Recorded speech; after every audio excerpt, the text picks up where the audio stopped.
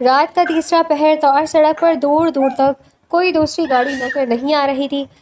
S P قیام شاہ steering پر دونوں ہاتھ جمائے سامنے دیکھ رہا تھا جب اچانک ایک موڑ مڑتے ہی سامنے لال رنگ کے بھاری عروسی جوڑے میں ایک لڑکی سڑک کے بیچوں بیچ پاگلوں کی طرح دوڑتی ہوئی آ رہی تھی۔ شٹ! قیام نے زور سے بریک پر پاؤں رکھا، گاڑی کے ٹائر سڑک پر بری طرح چیخے۔ لڑکی نے خوف سے اپنی آنکھیں بند کر لیں اور زوردار بریک کی وجہ سے گاڑی بالکل اس کے گھٹنوں کے پاس آ کر رکی۔ اگر ایک سیکنڈ کی بھی دیر ہوتی تو وہ گاڑی کے نیچے ہوتی۔ قیام کا دل سینے میں دھک دھک کر رہا تھا۔ اس نے غصے سے گاڑی کا دروازہ کھولا اور باہر نکل آیا۔ ارے محترمہ، اندھی ہے کیا؟ قیام نے اونچی آواز میں غصے سے تپتے ہوئے کہا۔ آدھی رات کو سڑک کے بیچ مرنے کا شوق چڑھا ہے؟ لڑکی نے ہانپتے ہوئے اپنی آنکھیں کھولی۔ قیام کا یہ لہجہ سنتے ہی اس کے چہرے کا خوف غائب ہوا اور تیور بدل گئے۔ اس نے اپنے بھاری لہنگے کو ایک ہاتھ سے اٹھایا اور دوسرے ہاتھ کی انگلی قیام کی طرف اٹھا دی۔ تیرا بیڑا غرق ہو، تیرے سر کے بال اڑ جائیں، بڑا آیا مجھے اندھی کہنے والا، اندھوں کی طرح گاڑی چلا کر مجھ سے ہی ٹھوکنے لگے ہیں، اب مجھے ہی اندھا بول رہی ہو؟ سارا نے بنا روکے ایک ہی سانس میں الٹی سیدھی سنا ڈالی۔ قیام دنگ رہ گیا۔ زبان کو لگام دو لڑکی، میں پولیس افسر ہوں، 1 منٹ میں اندر کر دوں گا یہ بدتمیزی۔ قیام نے دانت پیستے ہوئے اپنی انگلی سے اشارہ کیا۔ پولیس والے ہو تو اپنے تھانے میں رہو، سڑک پر غنڈہ گردی مت کرو۔ سارا نے تب کر جواب دیا لیکن اسی لمحے اس کے منہ سے ایک ہلکی سی چیخ نکلی۔ آہ! قیام کی نظر اس کے دائیں بازو پر پڑی جہاں سے خون بہہ رہا تھا اور اس کا قیمتی عروسی جوڑا وہاں سے پھٹا ہوا تھا، شاید بھاگتے ہوئے وہ کہیں بری طرح گری تھی۔ قیام نے غصہ تھوکا اور آگے بڑھ کر اسے بازو سے تھام لیا۔ چھوڑو مجھے، ہاتھ مت لگاؤ۔ سارا نے پیچھے ہٹنے کی کوشش کی لیکن اس کے جسم میں اب ہمت نہیں تھی۔ چپ کر کے بیٹھو گاڑی میں ورنہ یہی سڑک پر چھوڑ جاؤں گا، پھر جو پیچھے آ رہے وہ خود سنبھال لیں گے تمہیں، قیام نے سرد لہجے میں کہا۔ سارا نے سڑک کے اندھیرے موڑ کی طرف دیکھا جہاں دور سے کسی گاڑی کی ہیڈ لائٹس چمکتی ہوئی نظر آ رہی تھی۔ وہ خوف سے کانپ اٹھی اور بنا کچھ بولے فوراً گاڑی کا اگلا دروازہ کھول کر اندر بیٹھ گئی۔ قیام نے ایک گہرا سانس لیا، گاڑی کا دروازہ بند کیا اور تیزی سے گاڑی آگے بڑھا دی۔ گاڑی کے اندر مکمل خاموشی تھی۔ قیام نے اسٹیئرنگ گھماتے ہوئے سائیڈ مرر سے دیکھا، وہ اپنے بازو کو دبا کر درد ضبط کرنے کی کوشش کر رہی تھی۔ کہاں جانا ہے تمہیں؟ قیام نے سامنے دیکھتے پوچھا۔ سارا نے کوئی جواب نہیں دیا، وہ بس کھڑکی سے باہر دیکھ رہی تھی، جیسے اسے خود نہیں معلوم تھا کہ اسے کہاں جانا ہے۔ میں کچھ پوچھ رہا ہوں تم سے، گھر ہے تمہارا؟ اور وہ ہے کہاں؟ اس حالت میں رات کے 3 بجے سڑک پر کیا کر رہی ہو؟ قیام کی آواز میں اب سختی تھی۔ میرا کوئی گھر نہیں ہے، بس گاڑی چلاتے رہو، رکنا مت، سارا نے رندھی ہوئی آواز میں کہا اور اپنی بائیں ہتھیلی سے آنسو صاف کیے۔ قیام نے اسے دیکھا، ایک لڑکی شادی کے جوڑے میں زخمی حالت میں رات کے اس پہر بھاگ رہی ہے، یہ کوئی عام بات نہیں تھی۔ اس کا پولیس والا دماغ خطرے کی گھنٹی بجا رہا تھا لیکن اس وقت وہ اسے سڑک پر بھی نہیں پھینک سکتا تھا۔ دیکھو، میں تمہیں کسی مصیبت میں نہیں ڈالنا چاہتا لیکن میں تمہیں اپنے ساتھ گھما بھی نہیں سکتا۔ میں تمہیں اپنے ایک دوست کے فلیٹ پر لے جا رہا ہوں، وہاں تمہاری مرہم پٹی کر دیتا ہوں، اس کے بعد صبح پولیس اسٹیشن میں بات ہوگی۔ قیام نے صاف لفظوں میں اپنی پلاننگ بتائی۔ سارا نے کچھ نہیں کہا، بس خاموشی سے سر جھکا لیا، اس کے پاس اس وقت کوئی دوسرا راستہ بھی نہیں تھا۔ تقریباً 20 منٹ بعد جب قیام نے گاڑی ایک سنسان مگر پوش علاقے کی بلڈنگ کے سامنے روکی، یہ اس کے جگری دوست کا فلیٹ تھا جو اکثر خالی رہتا تھا اور قیام کے پاس اس کی ایک چابی ہمیشہ ہوتی تھی۔ قیام گاڑی سے اترا اور سارا کے لیے دروازہ کھولا۔ سارا گاڑی سے باہر نکلی، اس کا بھاری لہنگا اس کے پیروں میں پھنس رہا تھا، اوپر سے بازو کا زخم اب تڑپا رہا تھا۔ قیام خاموشی سے اس کے ساتھ چلا اور دونوں لفٹ کے ذریعے تیسری منزل پر پہنچ گئے۔ تم یہاں بیٹھو، میں فرسٹ ایڈ باکس لے کر آتا ہوں۔ قیام نے فلیٹ کا مین دروازہ کھول کر اندر داخل ہوتی لاؤنج کی طرف اشارہ کیا جہاں اندھیرا تھا۔ جیسے ہی قیام نے لاؤنج کا سوئچ آن کیا اور لائٹس جلی، قیام کے پیر وہیں جم گئے، اس کے ہاتھ سے چابیوں کا گچھا نیچے گرتے گرتے بچا۔ سامنے لاؤنج کے صوفے پر قیام کے والد، اس کی والدہ، چچا چچی اور کزنز بیٹھے ہوئے تھے۔ سب کے چہرے پر شدید پریشانی اور خوف تھا لیکن جیسے ہی لائٹ جلی اور ان سب کی نظریں دروازے پر پڑی، پورا خاندان اچھل پڑا۔ سب کی حیران اور پھٹی پھٹی نظریں قیام پر اور اس کے پیچھے کھڑی لال عروسی جوڑے ملبوس زخمی سارا پر جم گئی۔ سارا بھی اچانک اتنے سارے لوگوں کو دیکھ کر شاک میں آ گئی اور 2 قدم پیچھے ہٹ گئی۔ کمرے میں ایک سیکنڈ کے لیے خاموشی چھا گئی۔ یہ کون ہے قیام؟ قیام کی ماں صوفے سے اٹھی، ان کی آواز میں حیرت اور غصے کا مکسچر تھا۔ قیام کا دماغ اس وقت سن ہو گیا، اسے سمجھ نہیں آ رہا تھا کہ اس کا پورا خاندان رات کے اس پہر اپنے گھر چھوڑ کر اس کے دوست کے فلیٹ پر کیا کر رہا ہے یہاں، لیکن اس وقت اپنے گھر والوں کے سامنے ایک انجان لڑکی کے ساتھ پکڑے جانے کا مطلب تھا کہ بات کا بتنگڑ بن جانا۔ اگر وہ سچ بتاتا کہ یہ سڑک پر ملی ہے تو کوئی یقین نہ کرتا۔ قیام نے ایک لمبا سانس لیا، اپنے چہرے پر زبردستی کی مسکراہٹ سجائی۔ سارا کا وہ بازو جس پر زخم نہیں تھا اسے مضبوطی سے پکڑا اور اسے اپنے قریب کر لیا۔ امی، یہ بیگم ہے میری، شادی کر لی ہے ہم نے۔ قیام میں اتنے اطمینان سے جھوٹ بولا جیسے وہ کوئی عام بات کر رہا ہو۔ اس اچانک کے حملے پر سارا بری طرح تڑپی۔ اس نے شاک سے قیام کی طرف دیکھا، اس کی آنکھیں باہر نکلنے کو ہو رہی تھی۔ کیا؟ ارے باولا ہو گیا ہے کیا تو؟ میں کب تمہاری؟ اس سے پہلے کہ سارا اپنا منہ کھول کر پورا سچ اگلتی اور قیام کا پلان چوپٹ کرتی، قیام نے زبردستی مسکراتے ہوئے فوراً اس کی کمر کے پیچھے ہاتھ رکھ کر اسے زور سے دبا دیا اور دانتوں کے بیچ چبا چبا کر بولا، ہاں جان، مجھے معلوم ہے تم ابھی تک غصے میں ہو، پر اب سب کے سامنے تو سچ مان لو۔ اس نے سارا کی طرف ایسی خطرناک نظروں سے دیکھا کہ سارا کے حلق میں ہی الفاظ پھنس کر رہ گئے۔ شادی؟ تمہارا دماغ تو ٹھیک ہے؟ اس کے والد غصے سے کھڑے ہو گئے۔ اب بس آئی میری بات تو سنیں، میں سب کچھ واضح کرتا ہوں۔ قیام نے سارا کے بازو پر اپنی گرفت مزید مضبوط کرتے ہوئے والد کو پرسکون کرنے کی کوشش کی۔ کیا واضح کرو گے قیام؟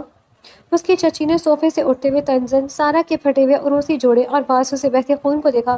شریف گھرانوں کے لڑکے رات کے تیسرے پہر ایسی حالت میں لڑکیوں کو گھر نہیں لاتے، اور یہ کیسی شادی ہے جس میں دلہن کا یہ حال ہے؟ سارا کا خون کھول اٹھا، وہ قیام کا ہاتھ جھٹک کر آگے بڑھی۔ وہی مائی، زبان سنبھال کر بات کرو، میں کوئی ایسی ویسی لڑکی نہیں ہوں، اور نہ ہی۔ قیام نے فوراً سارا کے منہ پر اپنا ہاتھ رکھ دیا اور اسے اپنے پیچھے چھپاتے ہوئے بولا، چچی میری بیوی کے بارے میں الفاظ ذرا ناپ تول کر استعمال کریں، ہم پر حملہ ہوا تھا، یہ زخم اسی وجہ سے لگا ہے۔ پھر وہ اپنے والد کی طرف مڑا، چہرے پر سنجیدگی لے آیا۔ ابا، آپ لوگ یہاں اس وقت کیوں ہیں؟ گھر پر کیا ہوا ہے؟ اس کے والد شاہ صاحب نے ایک گہرا سانس لیا۔ سکندر جیل سے رہا ہو گیا ہے قیام۔ شام کو اس کے بندوں نے ہمارے گھر پر فائرنگ کی ہے، وہ تمہارے بڑے بھائی کی موت کا بدلہ پورے خاندان سے لینا چاہتا ہے، اس لیے ہمیں جان بچا کر یہاں تمہارے دوست کے فلیٹ پر آنا پڑا۔ قیام کے جسم میں جیسے بجلی دوڑ گئی، اس کے ہاتھ کی مٹھیاں بھیج گئی۔ ماضی کا وہ تاریک باغ، وہ پرانی دشمنی جس نے اس کے معصوم بڑے بھائی کی جان لی تھی، ایک بار پھر ان کے سامنے کھڑی تھی۔ صوفے پر بیٹھا قیام کا کزن حیدر اٹھ کھڑا ہوا۔ ارے واہ بھائی، ادھر ہماری جان پر بنی ہوئی ہے، اور ادھر بڑے بھائی صاحب نے فلمی انداز میں بھابھی کو اغوا کر کے شادی بھی رچا لی۔ حیدر نے سارا کی طرف دیکھ کر شرارت سے آنکھ ماری۔ ویسے بھابھی ماننا پڑے گا، غصہ تو آپ کا بالکل ہمارے ایس پی صاحب جیسا ہی ہے، جوڑی نمبر 1 ہے۔ تم چپ کرو حیدر، قیام کی ماں نے اسے ڈانٹا اور پھر سارا کے پاس آئیں۔ سارا خوف سے ایک قدم پیچھے ہوئی۔ قیام کی ماں نے سارا کا زخمی بازو دیکھا تو ان کا دل پگھل گیا۔ دشمنی اور غصہ اپنی جگہ، لیکن وہ ایک ماں تھی۔ حیدر کی ماں فرسٹ ایڈ باکس لاؤ اندر سے۔ انہوں نے چچی کو آواز دی اور سارا کا ہاتھ پکڑ کر اسے صوفے پر بٹھایا۔ شادی کیسے ہوئی، کیوں ہوئی، یہ سب صبح دیکھیں گے، ابھی اس بچی کا خون بہہ رہا ہے۔ سارا نے حیرت سے قیام کی ماں کو دیکھا۔ سارا کی آنکھیں نم ہو گئی۔ قیام دور کھڑا یہ سب دیکھ رہا تھا۔ مرہم پٹی ہونے کے بعد قیام سارا کو زبردستی کھینچ کر فلیٹ کے آخری کمرے میں لے گیا اور دروازہ اندر سے لاک کر دیا۔ تمہارا دماغ خراب ہے، سب کے سامنے کیا بکواس کر رہے تھے تم؟ سارا نے کمرے میں داخل ہوتے ہی چیخیں مارنا شروع کر دی۔ میں تمہاری بیوی ہوں، شرم نہیں آئی جھوٹ بولتے ہوئے؟ قیام نے لپک کر سارا کو دیوار سے لگایا اور اس کے چہرے کے بالکل قریب ہو کر دھیمی لیکن کاٹدار آواز میں بولا، ہوش میں بات کرو لڑکی، اگر میں وہاں یہ جھوٹ نہ بولتا تو میرے والد تمہیں اسی وقت تھانے کر دیتے، اور جو لوگ تمہارے پیچھے لگے ہیں وہ تھانے سے تمہیں آسانی سے اٹھا لیتے۔ سارا نے تڑپ کر اس کی آنکھوں میں دیکھا۔ تو تم نے مجھ پر احسان کیا ہے؟ ہاں، احسان کیا ہے۔ قیام نے اس کا بازو چھوڑتے ہوئے کہا، اب سیدھی طرح بتاؤ، کون ہو تم، اور اس عروسی جوڑے میں کس کے گھر سے بھاگ کر آ رہی ہو؟ سارا نے ایک تلخ ہنسی، میں کہاں سے بھاگ کر آئی ہوں، یہ میرا ذاتی معاملہ ہے، تمہیں بتانا ضروری نہیں سمجھتی۔ ذاتی معاملہ ہے، ٹھیک ہے، لیکن یاد رکھنا اب تم اس گھر سے باہر نہیں جا سکتی جب تک مجھے تمہارا سچ معلوم نہ ہو جائے۔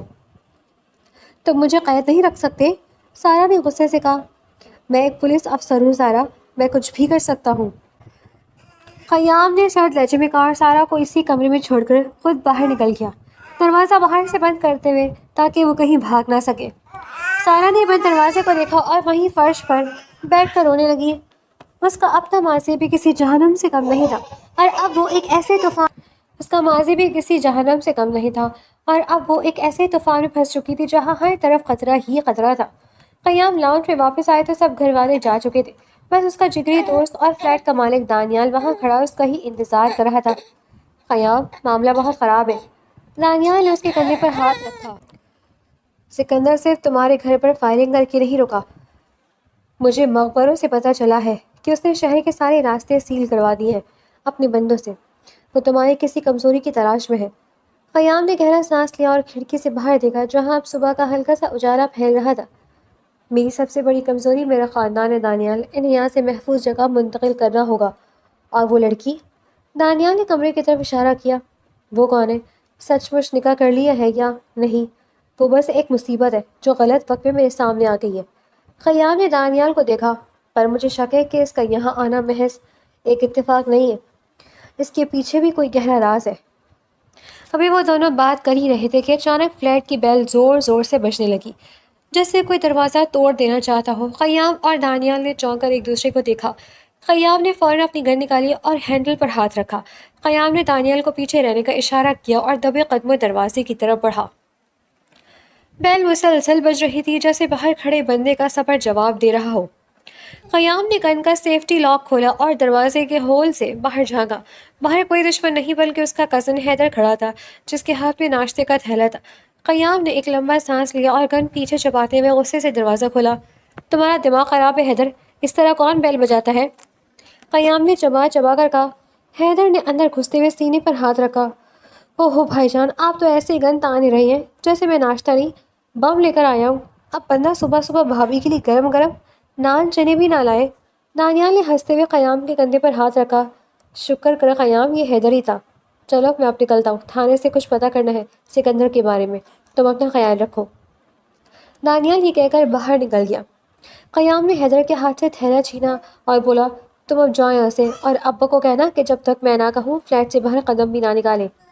حیدر کے جانے کے بعد قیام لاؤنج میں اکیلا رہ گیا۔ اس نے سارا کے کمرے کا لاک کھولا اور اندر داخل ہوا۔ سارا بیڈ پر گھٹنوں میں سر دیے بیٹھی تھی۔ ناشتے کی خوشبو پر اس نے سر اٹھا کر قیام کو دیکھا۔ اس کی آنکھیں رات بھر رونے کی وجہ سے سوجی ہوئی تھیں۔ ناشتہ کر لو۔ قیام نے تھیلا میز پر رکھا۔ مجھے کچھ نہیں کھانا، مجھے یہاں سے جانے دو۔ سارا کی آواز میں اب وہ پہلی والی تیزی نہیں تھی، صرف ایک بے بسی تھی۔ میں نے کہا نا، تم تب تک نہیں جا سکتی جب تک سچ نہیں بتا دیتی۔ قیام نے کرسی کھینچی اور اس کے سامنے بیٹھ گیا۔ تمہارے پیٹھ پیچھے کوئی بہت بڑا خطرہ ہے سارا، اور میرے پیچھے بھی۔ اگر ہم دونوں نے ایک دوسرے سے جھوٹ بولا تو نقصان دونوں کا ہی ہوگا۔ سارا نے تلخ مسکراہٹ کے ساتھ قیام کی آنکھوں میں دیکھا۔ تم پولیس والے ہمیشہ ہر انسان کو مجرم کیوں سمجھتے ہو؟ میرے پیچھے کوئی وڈیرا یا گنڈا نہیں ہے۔ میری اپنی سکی ماسی مجھے ایک ایسے بوڑھے آدمی کو بیچ رہی تھی جو پہلے سے شادی شدہ تھا، صرف چند پیسوں کے لیے۔ میں اس زبردستی کے نکاح سے بھاگی ہوں۔ اب بتاؤ کیا کرو گے میرا؟ سارا کی بات سن کر قیام کا دل اندر سے کٹ کر رہ گیا۔ تمہارے ماں باپ؟ قیام نے دھیمی آواز میں پوچھا۔ سارا نے نظر سے جھکا لی، اس کی آنکھوں سے آنسو گرا۔ وہ بچپن میں ہی ایک حادثے میں مر گئے تھے، تب سے ماسی کے ٹکڑوں پر پل رہی تھی، اور انہوں نے میرا یہ صلہ دیا کہ میری زندگی کا سودا کر دیا۔ کمرے میں ایک گہری خاموشی چھا گئی۔ قیام سارا کے دکھ کو محسوس کر پا رہا تھا کیونکہ وہ خود بھی اپنوں کو کھونے کا درد جانتا تھا۔ اس نے اپنا لہجہ نرم کرتے ہوئے کہا، ٹھیک ہے، تم جب تک چاہو یہاں رہ سکتی ہو، اب کوئی تمہیں زبردستی نہیں بیچے گا۔ سارا نے حیرت سے سر اٹھا کر اسے دیکھا۔ اس سخت مزاج پولیس افسر کی زبان سے اتنی نرم بات سن کر اس کے دل کو سکون ملا۔ اور وہ جو تمہارے گھر والے رات کو کہہ رہے تھے، سکندر کون ہے؟ سارا نے ہچکچاتے ہوئے پوچھا۔ قیام کا چہرہ ایک دم سخت ہو گیا، جیسے کسی نے اس کے پرانے زخم پر نمک چھڑک دیا ہو۔ وہ اٹھ کر کھڑکی کے پاس چلا گیا اور باہر دیکھنے لگا۔ وہ میری زندگی کا سب سے بڑا مجرم ہے سارا۔ قیام کی آواز میں گہرا دکھ اور نفرت تھی، اور آنکھیں سرخ ہو رہی تھیں۔ آج سے 3 سال پہلے میں نے اس کی منشیات کے اڈے پر چھاپا مارا تھا۔ اس کا بدلہ لینے کے لیے اس نے میرے 20 سال چھوٹے بھائی کو کالج سے آتے ہوئے بیچ سڑک پر گولیوں سے بھون دیا تھا۔ میرا بھائی معصوم تھا، اس کا پولیس یا میری ڈیوٹی سے کوئی لینا دینا نہیں تھا۔ سارا نے اپنے منہ پر ہاتھ رکھ لیا، اس کی آنکھیں صدمے سے پھیل گئی۔ میں نے اسے جیل بھجوایا تھا، لیکن وہ کل رات ہی ضمانت پر رہا ہو کر باہر آیا ہے، اور آتے ہی اس نے میرے گھر پر فائرنگ کروائی۔ وہ میرے پورے خاندان کو ختم کرنا چاہتا ہے۔ قیام نے مٹھیاں بھیجی۔ سارا خاموشی سے اٹھ کر اس کے قریب آئی۔ وہ جو رات کو قیام کی بد دعائیں دے رہی تھی، اب اس کے دل میں قیام کے لیے ایک گہری ہمدردی جاگ چکی تھی۔ مجھے معاف کر دینا، میں نے رات کو تمہارے ساتھ بہت زیادہ ہی بدتمیزی کی تھی۔ قیام نے مڑ کر سارا کو دیکھا، دونوں کی نظریں ملی۔ اسی لمحے قیام کا فون زور سے وائبریٹ ہوا۔ اس نے اسکرین دیکھی، وہ دانیال کا فون تھا۔ ہاں دانیال، کیا پتہ چلا؟ قیام نے فون کان سے لگایا۔ دوسری طرف سے دانیال کی آواز نہیں آئی بلکہ ایک بھاری اور جانی پہچانی ہنسی گونجی۔ وہ ہنسی سنتی قیام کے چہرے کا رنگ اڑ گیا۔ ایس پی قیام شاہ پہچانا یا بھول گئے؟ فون کی دوسری طرف سے سکندر کی شیطانی آواز آئی۔ سکندر، تم نے دانیال کا فون کیوں اٹھایا ہوا ہے؟ کہاں ہے وہ؟ قیام نے دھاڑتے ہوئے کہا۔ سارا نے خوف سے 2 قدم پیچھے ہٹ لے لیے۔ تمہارا دوست دانیال تو اب میرے مہمان خانے میں آرام کر رہا ہے، سکندر نے کہا لگایا۔ اور سنو شاہ جی، مجھے پتہ چل گیا ہے کہ تم نے اپنی نئی نویلی دلہن کو کہاں چھپا رکھا ہے۔ بہت خوبصورت ہے وہ۔ اب یا تو تم خود میرے پاس آؤ یا پھر میں تمہاری اس دلہن کو اٹھا کر لے جاؤں۔ یاد رکھنا، کھیل اب شروع ہوا ہے۔ فون کٹ۔ قیام، کیا کہا اس نے؟ دانیال کہاں ہے؟ سارا نے ڈرتے ہوئے 2 قدم آگے بڑھا کر پوچھا۔ اس کی آواز خوف سے کانپ رہی تھی۔ قیام نے ایک گہرا سانس لیا، اپنے جذبات پر قابو پانے کی کوشش کی اور سارا کی طرف دیکھا۔ اس نے دانیال کو اٹھا لیا سارا، اور وہ کتا اب تمہارے بارے میں بھی جانتا ہے۔ اسے پتہ ہے کہ تم یہاں ہو۔ سارا نے اپنے منہ پر ہاتھ رکھ لیا۔ اس کی آنکھوں میں دوبارہ آنسو تیرنے لگے۔ یہ سب میری وجہ سے ہو رہا ہے نا؟ اگر میں رات آپ کی گاڑی کے سامنے نہ آتی تو آج آپ کا دوست مصیبت میں نہ ہوتا۔ چپ کرو، قیام نے ذرا سخت لہجے میں کہا، لیکن پھر اپنی آواز نرم کی کیونکہ وہ جانتا تھا کہ سارا معصوم ہے۔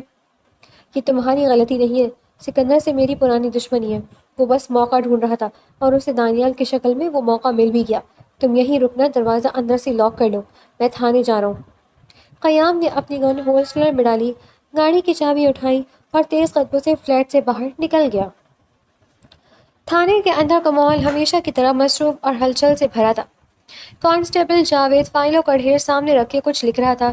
جب قیام طوفان کی طرح اندر داخل ہوا، اس کے چہرے کا جلال دیکھ کر جاوید فوراً اپنی کرسی سے کھڑا ہو گیا۔ سر، سب خیریت ہے آپ اس وقت؟ جاوید نے گھبرا کر پوچھا۔ کوئی خیریت نہیں ہے جاوید، دانیال غائب ہے۔ سکندر نے اسے اٹھایا اور مجھے اس کے فون سے کال آئی تھی۔ قیام نے میز پر دونوں ہاتھ ٹکا کر سامنے جھکتے ہوئے کہا، مجھے اگلے 10 منٹ کے اندر دانیال کے نمبر کی CDR اور اس کی آخری لوکیشن چاہیے۔ معلوم کرو کہ اس کا فون آخری بار کس ٹاور سے کنیکٹ ہوا تھا۔ جی سر، میں ابھی سائبر کرائم سیل والوں کو بولتا ہوں، وہ فون ٹریس کر دیں گے۔ جاوید نے تیزی سے فون اٹھایا اور نمبر ڈائل کرنے لگا۔ قیام تھانے کے چکر کاٹ رہا تھا۔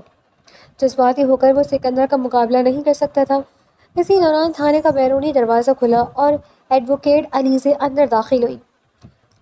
سفید شلوار قمیض اور کالے کوٹ میں وہ ہمیشہ کی طرح ایک پراعتماد وکیل لگ رہی تھی۔ قیام کو پریشان دیکھ کر وہ سیدھی اس کے پاس آئی۔ قیام، مجھے ابھی حیدر کا فون آیا تھا کہ شاہ صاحب اب اور باقی سب گھر والے دانیال کی فلیٹ پر ہیں۔ کیا ہوا ہے؟ کوئی نیا مسئلہ کھڑا ہوا ہے کیا؟ علیزے نے تشویش سے پوچھا۔ قیام نے ایک گہرا سانس لیا۔ مسئلہ بہت بڑا ہے علیزے، سکندر نے دانیال کو اغوا کر لیا اور وہ مجھے دھمکا رہا ہے۔ کیا؟ وہ جیل سے نکلتے ہی اتنی بڑی حرکت کیسے کرتا ہے؟ اس کی ضمانت کے پیپرز میں نے خود دیکھے تھے، قانون کے مطابق وہ ابھی شہر سے باہر نہیں جا سکتا۔ علیزے نے حیرت سے کہا، قانون کی بات میرے سامنے مت کرو علیزے، وہ مجرم ہے اور مجرم قانون کی لکیریں توڑنے کے لیے ہی جانے جاتے ہیں۔ قیام نے تلخی سے کہا، اس وقت مجھے دانیال کی فکر ہے اور اس لڑکی کی جو فلیٹ پر ہے۔ لڑکی؟ کون سی لڑکی؟ علیزے نے آبرو جھکا کر پوچھا۔ وہ سارا، رات کو مجھے سڑک پر زخمی حالت میں ملی تھی، ماسی نے اس کا سودا کر دیا تھا تو وہ اپنی شادی کے جوڑے میں بھاگ کر نکلی۔ میں نے گھر والوں کے سامنے جھوٹ بولا ہے کہ وہ میری بیوی ہے۔ قیام نے جلدی پوری بات بتائی۔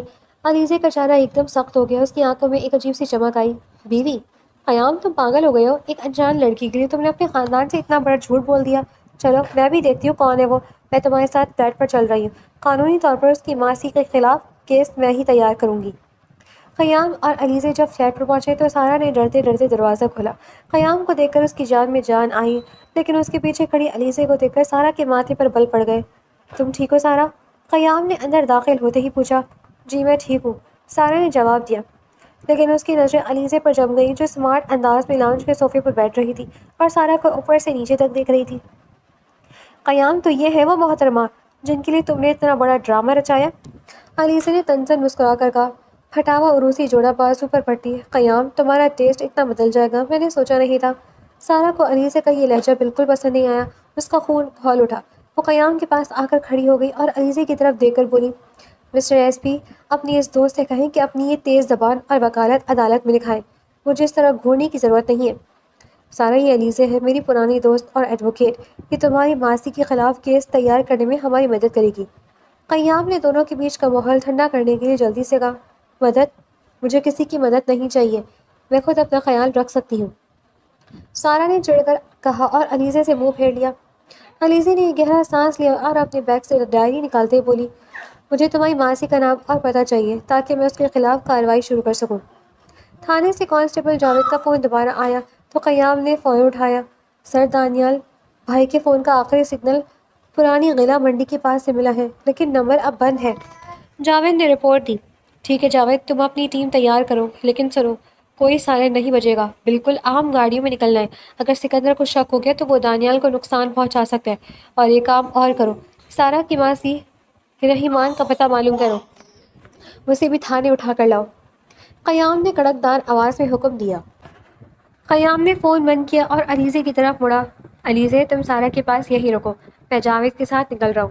ماسی رحیمان کو بھی پولیس اٹھا رہی ہے، اس سے جو معلومات ملیں گی وہ میں تمہیں بھیج دوں گا۔ قیام، تم اکیلے جا رہی ہو، یہ خطرناک ہو سکتا ہے۔ علیزے نے اٹھ کر قیام کا بازو پکڑتے ہوئے کہا، اس کی آواز میں قیام کے لیے فکر صاف ظاہر تھی۔ سارا نے علیزے کا قیام کا بازو پکڑنا دیکھا تو اس کے اندر ایک عجیب سی جلن کی لہر دوڑ گئی۔ وہ آگے بڑھی اور قیام کے سامنے کھڑی ہو گئی۔ قیام، آپ اپنا خیال رکھنا اور دانیال بھائی کو صحیح سلامت واپس لانا۔ قیام نے سارا کی آنکھوں میں دیکھا، اس نے سر ہلایا اور فلیٹ سے باہر نکل گیا۔ تھانے کے لاک اپ کے باہر ماسی رحیمان پولیس والیوں کے سامنے رو رو کر ڈرامہ کر رہی تھی۔ قیام جب تفتیشی کمرے میں داخل ہوا تو اس کا چہرہ دیکھ کر ماسی کے آنسو وہیں خوش ہو گئے۔ صاحب، میرا کیا قصور ہے؟ میری بھانجی رات کو گھر سے بھاگ گئی، میری تو پورے محلے میں بدنامی ہو گئی، ماسی نے ہاتھ جوڑ کر کہا۔ قیام نے میز پر اتنے زور سے ہاتھ مارا کہ ماسی اچھل پڑی۔ منہ بند رکھو عورت، تم نے 20 لاکھ روپے کی عوض سارا کا سودا جس نواب صابر سے کیا تھا وہ شہر کا جانا مانا بدماش ہے اور سکندر کا رائٹ ہینڈ ہے۔ سچ بتاؤ، سکندر کہاں چھپا ہوا ہے؟ ماسی رحیمان خوف سے کانپنے لگی۔ صاحب، مجھے نہیں معلوم سکندر کون ہے، مجھے تو بس نواب صابر نے پیسے دیے تھے اور کہا تھا کہ لڑکی کو رات کے وقت گاڑی میں بٹھا دینا۔ جاوید، اس عورت کو اندر کرو اور ذرا پولیس والے طریقے سے پوچھو، یہ ایسے نہیں مانے گی۔ قیام نے سرد لہجے میں کہا، نہیں صاحب نہیں، میں بتاتی ہوں۔ ماسی نے روتے ہوئے کہا، نواب صابر کا ایک پرانا گودام ہے ریلوے اسٹیشن کے پیچھے، وہاں سکندر کی گاڑیاں کھڑی ہوتی ہیں اور اس کے بندے وہیں رہتے ہیں۔ قیام کی آنکھوں میں چمک آ گئی، اسے اپنی منزل کا سراغ مل گیا تھا۔ قیام نے تفتیشی کمرے سے نکلتے ہی جاوید کو اشارہ کیا، فورس تیار کرو، ریلوے اسٹیشن کے پیچھے جو پرانا گودام ہے وہاں چھاپا مارنا ہے، کوئی سائرن نہیں بجے گا، سب اپنے ہتھیار سنبھال کر رکھو۔ سر، وہاں سکندر کے مسئلہ بندے ہو سکتے ہیں، ہمیں اضافی نفری کی ضرورت تو نہیں؟ جاوید نے بیلٹ درست کرتے پوچھا۔ جتنے لوگ کافی ہیں جاوید، ہمیں وہاں لڑائی نہیں کرنی، دانیال کو نکالنا ہے اور سکندر کو دبوچنا ہے۔ چلو، وقت اب ہے۔ قیام نے اپنی گن لوڈ کی اور تھانے کے باہر کھڑی سرکاری گاڑی کی طرف بڑھ گیا۔ ادھر فلیٹ پر علیزے لاؤنج میں بیٹھی کچھ فائلیں دیکھ رہی تھی، جبکہ سارا کچن کے دروازے پہ کھڑی اسے مسلسل گھور رہی تھی۔ علیزے کا بار بار قیام کو قیام کہنا اور اس کے حق کے لیے یوں آگے آگے رہنا سارا کو اندر ہی اندر کاٹ رہا تھا۔ تمہارا اور قیام کا کب سے لنک ہے؟ سارا نے کچن سے باہر آتے ہوئے پوچھا۔ اس کی آواز میں چڑچڑاہٹ صاف تھی۔ علیزے نے فائل سے نظریں ہٹائی اور ایک گہرا سانس لے کر صوفے کی پشت سے ٹیک لگا لی۔ لنک، مس سارا، ہم نے یونیورسٹی ساتھ پڑھی ہے، پچھلے 7 سال سے ہم ایک دوسرے کو جانتے ہیں۔ وہ ہر اچھا برا فیصلہ مجھ سے ہی پوچھ کر کرتا ہے۔ اچھا، پر رات کا یہ فیصلہ تو انہوں نے مجھ سے پوچھ کر کیا اور اپنے گھر والوں کے سامنے مجھے اپنی بیوی بھی بتا دیا۔ سارا نے صوفے کے پاس آ کر بازو سینے پر باندھ دیے۔ علیزے کے چہرے پر ایک طنزیہ مسکراہٹ آئی، وہ کھڑی ہوئی اور سارا کے بالکل قریب آ کر بولی، وہ فیصلے نہیں تھا سارا، وہ ایک پولیس افسر کی مجبوری تھی تمہیں بچانے کے لیے۔ قیام دل کا بہت نرم ہے، کسی مجبور کو دیکھ کر پگھل جاتا ہے۔ اس کا مطلب یہ نہیں کہ اس نے تمہیں سچ مچ اپنی زندگی کا حصہ بنا لیا ہے۔ اپنی حیثیت مت بھولو۔ سارا کا دل اس بات پر بری طرح دکھا، لیکن وہ پیچھے نہیں ہٹی۔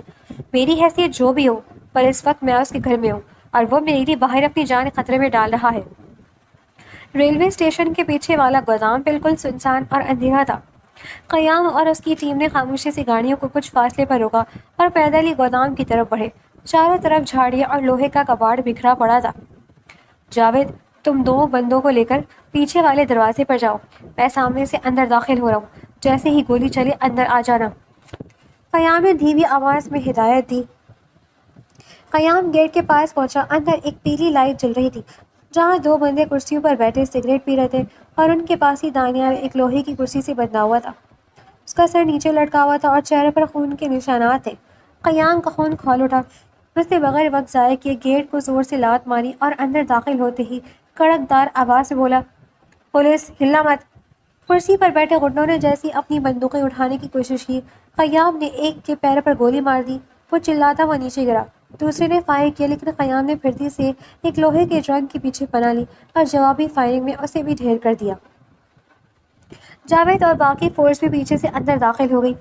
قیام تیزی سے دانیال کی طرف لپکا اور اس کے ہاتھ کھولنے لگا۔ دانیال آنکھیں کھولو یار، میں آ گیا ہوں۔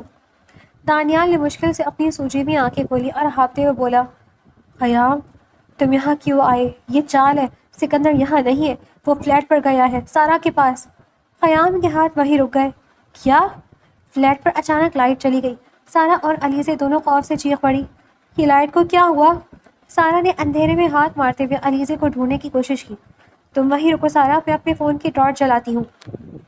علیزے نے ابھی فون نکالا ہی تھا کہ فلیٹ کا مین دروازہ ایک زوردار لات کے ساتھ اندر گرا۔ فوراً تم لوگ باہر نکلو یہاں سے، میں ایک وکیل ہوں۔ سامنے سے ایک بھاری قہقہہ گونجا۔ وہ سکندر تھا جس کے ہاتھ میں گن چمک رہی تھی۔ وکیل صاحبہ، اپنی یہ وکالت اپنے پاس ہی رکھو، مجھے اس لڑکی سے ملنا ہے جسے شاہ جی اپنی دلہن بنا کر لائے ہیں۔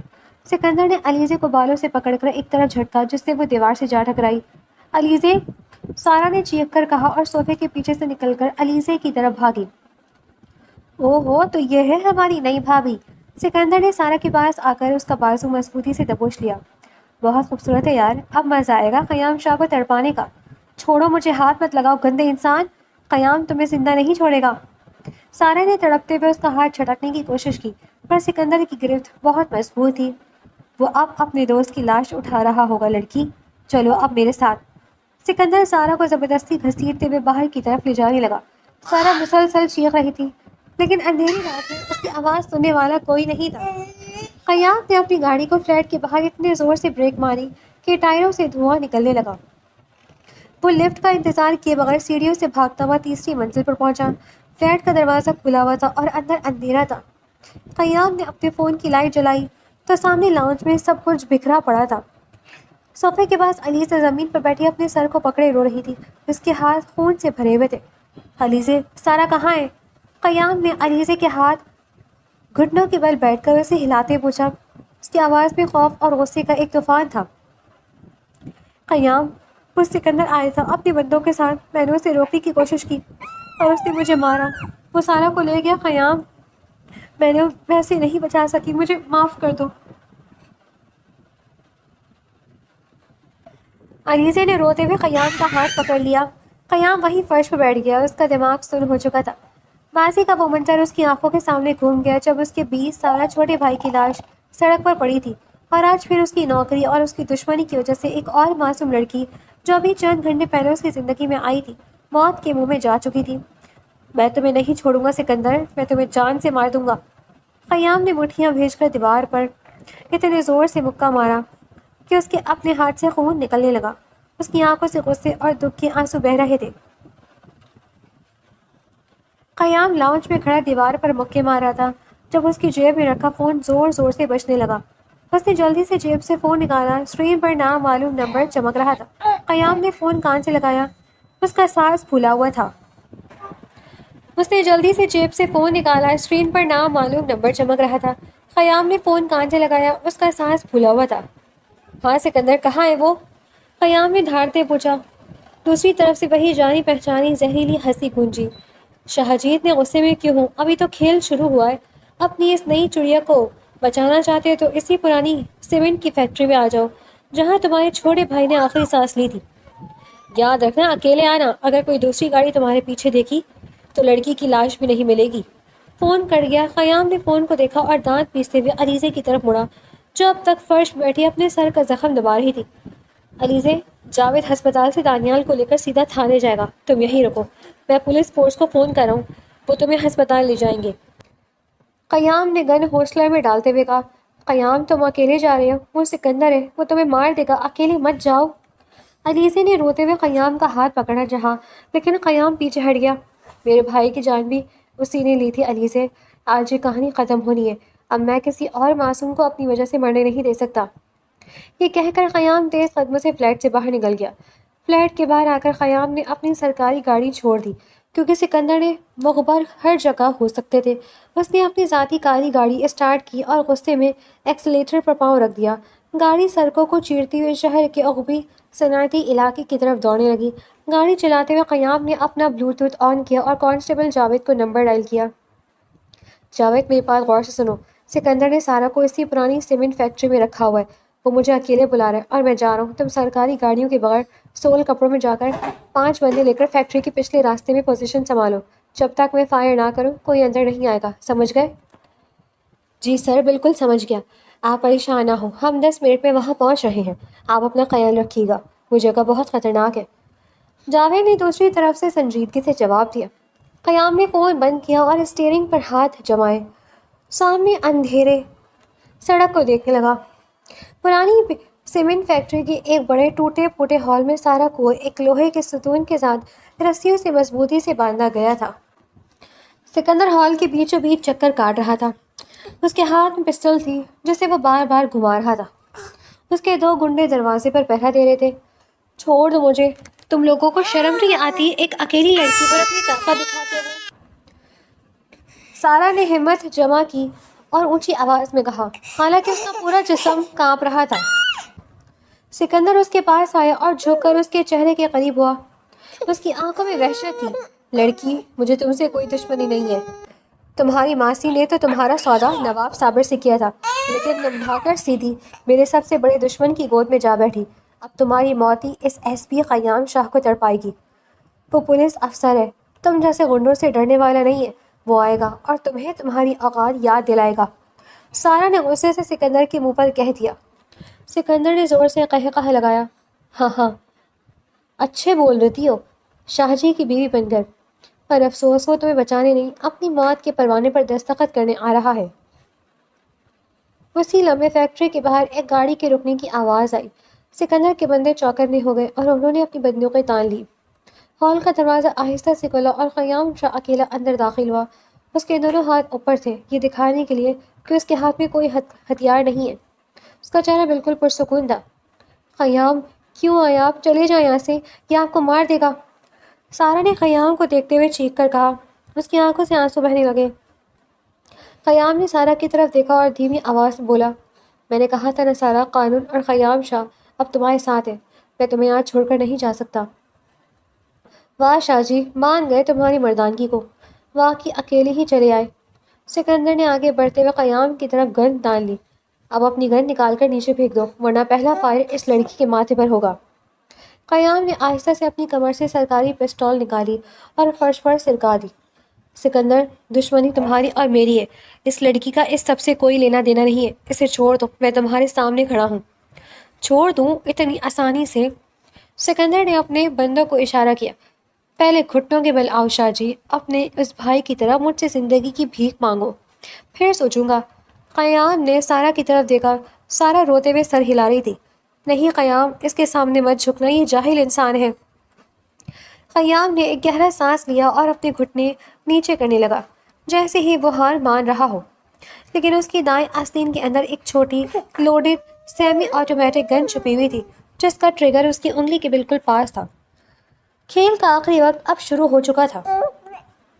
قیام جیسی گھٹنوں کے بل نیچے ہوا، سکندر کے چہرے پر ایک مغرور مسکراہٹ آ گئی۔ وہ فتح کے نشے میں ایک قدم آگے بڑھا۔ بس یہی وہ لمحہ تھا جس کا قیام کو انتظار تھا۔ 1 سیکنڈ سے بھی کم وقت میں قیام نے اپنی آستین سے چھوٹی گن نکالی اور نیچے سے ہی سیدھا سکندر کے ہاتھ پر فائر کر دیا تھا۔ گولی سکندر کی کلائی کو چیرتی ہوئی نکل گئی، اس کے ہاتھ سے پسٹل چھوٹ کر دور جا گرا اور وہ درد سے چلاتا ہوا پیچھے ہٹا۔ میری کلائی! سکندر کے دونوں گنڈے ابھی کچھ سمجھ پاتے قیام نے ان کی طرف فائرنگ شروع کر دی۔ ایک گولی پہلے گنڈے کی ٹانگ پر لگی اور وہ وہیں ڈھیر ہو گیا۔ دوسرے نے قیام پر نشانہ باندھنے کی کوشش کی، لیکن اسی لمحے فیکٹری کے پچھلے دروازے کو توڑتے ہوئے کانسٹیبل جاوید اپنے بندوں کے ساتھ اندر داخل ہوا۔ پولیس، ہتھیار نیچے پھینک دو! جاوید نے چلاتے ہوئے دوسرے گنڈے کو دبوچ لیا اور اسے زمین پر گرا کر ہتھکڑی لگا دی۔ سکندر اب تم نہیں بچ سکتے۔ جاوید نے چلاتے ہوئے دوسرے غنڈے کو دبوچ لیا اور اسے زمین پر گرا کر ہتھکڑی لگا دی۔ سکندر اب تم نہیں بچ سکتے۔ قیام نے پیچھے سے جا کر اس کی کمر پر زوردار لات ماری۔ سکندر منہ کے بل مٹی سے بھرے فرش پر گرا۔ اس سے پہلے کہ وہ اٹھتا، قیام نے اسے گریبان سے اٹھایا اور ایک زوردار مکہ اس کے منہ پر مارا۔ سکندر کا ہونٹ پھٹ گیا اور خون بہنے لگا۔ یہ دانیال کے لیے جس پر تم نے ہاتھ اٹھایا۔ قیام کا غصہ اس وقت قابو سے باہر ہو رہا تھا۔ وہ سکندر کو جان سے مارنے ہی والا تھا کہ پیچھے سے جاوید نے آ کر اس کا بازو پکڑ لیا۔ سر بس کر دے، یہ مر جائے گا، قانون کو اپنا کام کرنے دے، یہ عدالت سے نہیں بچے گا۔ قیام نے ہانپتے ہوئے سکندر کو نیچے پھینکا جس کا چہرہ اب سوج چکا تھا اور وہ اٹھنے کے قابل نہیں رہا تھا۔ قیام نے گہرا سانس لیا، اپنے غصے پر قابو پایا اور جاوید سے کہا، اس کتے کو ہتھکڑی لگاؤ اور گاڑی میں ڈالو۔ قیام تیز قدموں سے واپس ہال میں آیا جہاں سارا اب بھی ستون سے بندھی ہوئی تھی اور اس کی آنکھیں خوف اور خوشی کے ملے جلے آنسوؤں سے بھری ہوئی تھی۔ قیام نے جیب سے چاقو نکالا اور جلدی سے اس کی رسیاں کاٹی۔ جیسے ہی رسیاں کھلی، سارا کے پیروں نے اس کا ساتھ چھوڑ دیا، لیکن قیام نے فوراً آگے بڑھ کر اسے اپنے بازوؤں میں تھام لیا۔ تم ٹھیک ہو سارا؟ قیام نے نرمی سے پوچھا۔ اس کی آواز میں اب کوئی سختی نہیں تھی۔ سارا نے قیام کے کندھے پر سرک دیا اور پھوٹ پھوٹ کر رو پڑی۔ مجھے لگا آپ نہیں آئیں گے، مجھے لگا وہ آپ کو مار دے گا۔ میں نے کہا تھا نا، میں تمہیں کچھ نہیں ہونے دوں گا۔ چلو اب یہ ڈراؤنا خواب ختم ہو گیا ہے۔ قیام نے اس کے آنسو صاف کرتے ہوئے کہا۔ سارا نے اس کی طرف دیکھا اور پہلی بار اسے محسوس ہوا کہ اس دنیا میں کوئی ہے جو سچ مچ اس کا محافظ ہے۔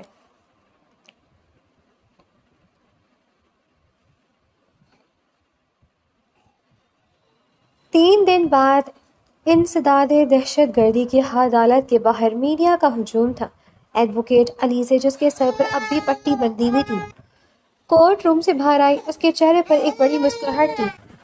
باہر بینچ پر قیام اور سارا بیٹھے ہوئے تھے، جبکہ دانیال بھی وہیں بے ساکھی کے سہارے کھڑا تھا۔